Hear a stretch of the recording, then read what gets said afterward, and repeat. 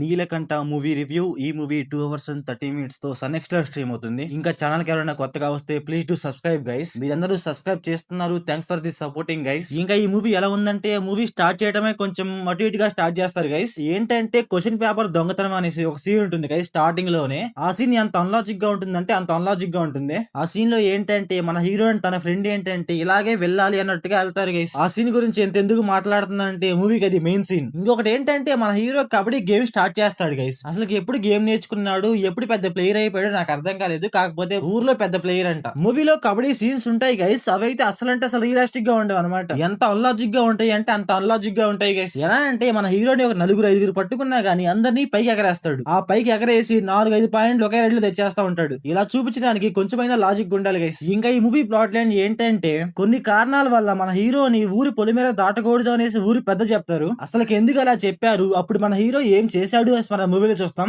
ఇంకా ఈ movie family watchable అంటే ఎస్ గైస్ వాచబుల్. అడల్ సీన్స్ అయితే ఏముండవు. ఇంకా మూవీలో సాంగ్స్ గైస్ టైం పాస్ అలా వచ్చి వెళ్తా ఉంటాయి సాంగ్స్. లిటరల్లీ మూవీలో గైస్ ఒక 5-6 సాంగ్స్ ఉంటాయి. అసలు ఎందుకు అన్ని సాంగ్స్ నాకు అర్థం కాదు. కాకపోతే ఏంటంటే క్లైమాక్స్ తర్వాత ఒక సాంగ్ వస్తుంది గైస్. ఆ సాంగ్ అయితే చాలా అంటే చాలా బాగుంది. ఇంకా మూవీలో ఒక లవ్ స్టోరీ ఉంటుంది గైస్. ఆ లవ్ స్టోరీ కూడా పర్ఫెక్ట్ గా ఉండదు అనమాట. చిన్నప్పుడేమో ఒక హీరోయిన్ పెడతారు, పెద్ద అయ్యాక ఇంకో హీరోయిన్ పెడతారు. ఇంకొకటి ఏంటంటే మూవీలో సర్పంచ్ ఎలక్షన్స్ అంటారు, అవేమన్నా బాగా చూపించారంటే అది కూడా బాగుండదు అనమాట. మూవీలో ఏంటంటే మెయిన్ కాన్సెప్ట్ అన్ని అలా వచ్చి అలా వెళ్తా ఉంటాయి అంతే. మూవీలో కబడ్డీ కావచ్చు, లవ్ స్టోరీ కావచ్చు, ఎలక్షన్స్ కావచ్చు, ఇవేవి ఎక్కువసేపు ఉండవు అనమాట. ఎప్పుడు మన హీరోని తిట్టేది, మన హీరో కోసం కాపలా కాసేది ఇదే ఎక్కువ ఉంటుంది అనమాట.